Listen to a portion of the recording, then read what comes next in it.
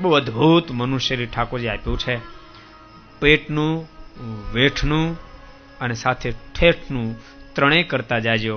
પેટનું વેઠનું કરવામાં રહ્યા ભક્તો કદાચ કરોડોપતિ ને અબજોપતિ માણસ બની ગયો. ઘડીક તમે વિચારી લો, અબજોપતિ માણસ બની ગયો પણ ઠેઠનું ન કરી શક્યો, મરી ગયો. એક સત્ય ઘટના કહો, બહુ વર્ષ પહેલા મુંબઈની અંદર દહીંસર બરાબર ગયેલો ને એક હરિભગત આવ્યા. મેં કેમ છો ભગત? મને કે સ્વામી આમ તો આનંદમાં હતો પણ હમણાં તો બહુ આનંદમાં. મેં કીધું કે લોટરી લાગી? હમણાં બહુ આનંદમાં. મેં કેમ હમણાં બહુ આનંદમાં? કે સ્વામી આજથી 17-18 વર્ષ પહેલા અમે એક જ રૂમની અંદર 2 જણા કારખાનું શરૂ કર્યું, 2 ઘંટી શરૂ કરેલી, પણ મારે 2 ની 4 જ થઈ અને મારી સાથે આગતો તેને 200 ઘંટી થઈ ગઈ. એટલે મનમાં થોડુંક એમ રે રાખતું હતું કે એને 200 ઘંટી મારે 4 ઘંટી, એને 200 ઘંટી મારે 4 ઘંટી. પણ સ્વામી થોડા દાડા પહેલા સુરત જતા હતા, એક્સિડન્ટ થયું અને એમને દેહ પડી ગયો 200 ઘંટી વાળાનો. પણ સ્વામી 200 ઘંટી થઈ પણ નહોતો એને કોઈ મંદિરમાં પગ મૂક્યો, નહોતો કોઈ ગરીબને આંખનું આંસુ લૂછ્યું, નહોતો કોઈને મદદરૂપ થયો.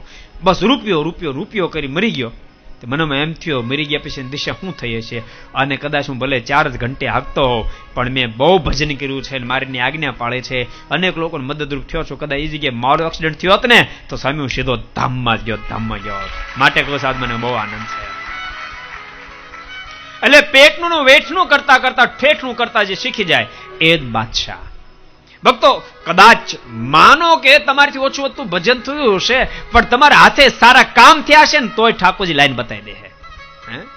પણ બહુ બહુ બહુ અમીર માણસો ઓછું ભજન કર્યું હોય પણ મંદિરને મદદરૂપ થયો હોય તો ઠાકોરજી મદદ ન કરે, એને સહાયરૂપ કરે. વિધ રીતે જીવાત્મા મોક્ષને પ્રાપ્ત કરી શકે. કોઈના આશીર્વાદના પાત્ર બની જાય તો પણ મોક્ષની અંદર જીવાત્મા પાર ઉતરી જાય.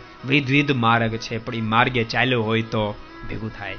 માટે પેટનું, વેઠનું અને સાથે ઠેઠનું જે કરી લે છે એ ડાહ્ય પુરુષ કહેવાય છે. માટે ડાહ્યા બનીને જીવન જીવવું એ જ મનુષ્ય દેહનું કર્તવ્ય છે.